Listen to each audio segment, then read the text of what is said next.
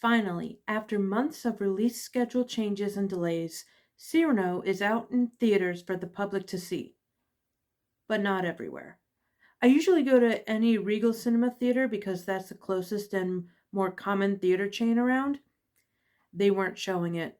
I went to a local art house which shows more indie artsy films as well as the big blockbusters. The new movie musical, Cyrano, directed by Joe Wright, is based on the classic 1897 French play of the same name. It focuses on a love triangle between poet, swordsman, and captain of the guard Cyrano de Bergerac, a beautiful, penniless girl, Roxane, and a handsome leading man type but inarticulate newcomer to the guard, Christian de Neuvillette. Traditionally, the character of Cyrano is a proud man that is deeply in love with Roxane, but ashamed of his rather large nose, and thus believes she could never love him back. In this updated, almost modern style retelling, Cyrano is played by Peter Dinklage, so it's not the size of his nose that's different, it's his height, which he believes keeps them apart. Roxanne tells Cyrano that she is in love with Christian after seeing him only once. Christian also loves her, but can't express himself in words romantically. So Cyrano writes the love letters to her instead. But Roxanne believes they are being written by Christian. So somehow, Cyrano and Christian must tell her the truth and let her decide between the two men.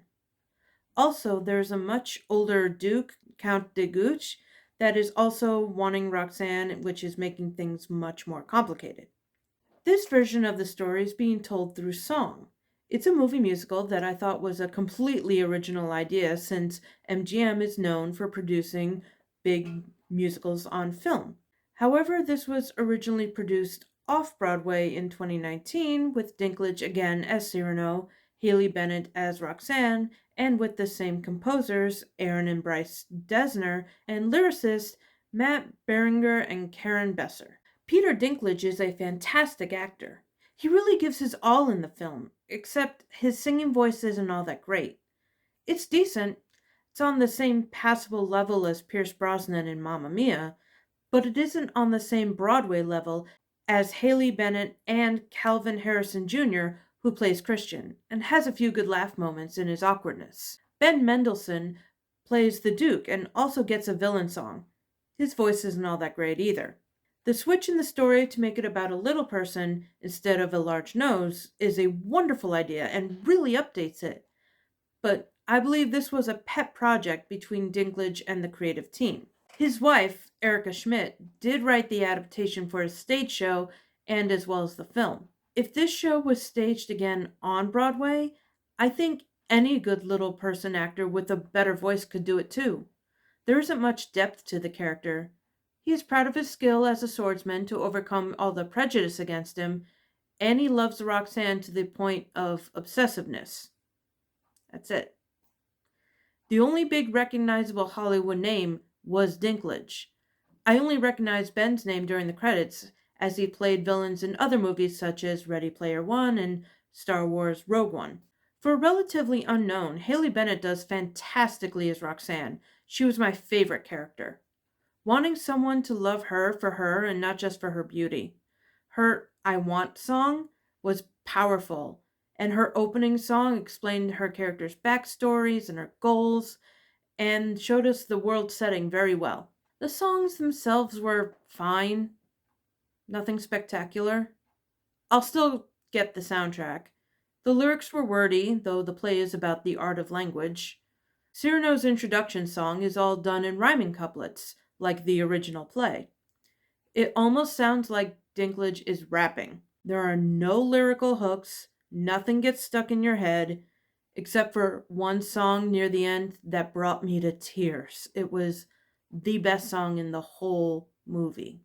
And it wasn't even sung by the main characters. The music, though, was beautiful.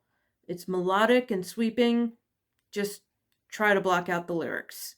The production design is amazing. The costumes are gorgeous, well worth the Oscar nomination. It's a period piece, 1700s France, during the battles between France and Spain.